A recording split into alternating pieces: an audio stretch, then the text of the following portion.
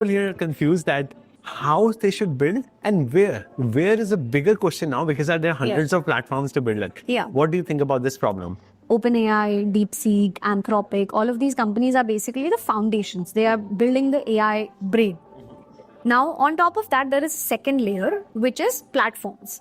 Which is like, how do you build things for yourself using these toolkits? So things like LangChain or like Crew AI, all of these are platforms.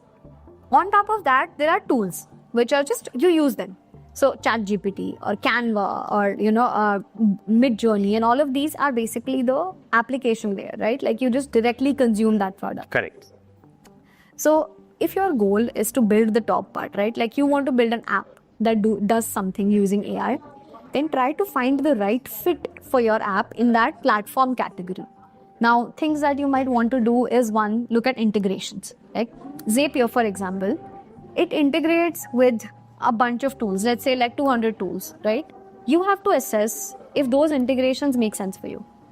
Or the things that you want to integrate with, does that platform support? So that is one part, right? Like जो तुम्हें करना है, जो तुम्हें उस app से करवाना है, क्या ये प्लेटफॉर्म वो इंटीग्रेशंस प्रोवाइड करता है कि नहीं? That's one thing. Second part is about ease of use. A lot of people might be coders and they are like, hey, I want to get to the T of coding and I want to customize everything and I want to optimize everything and I want to have control over everything. For those people, there are different platforms. LangChain is with coders. Like for coders, right?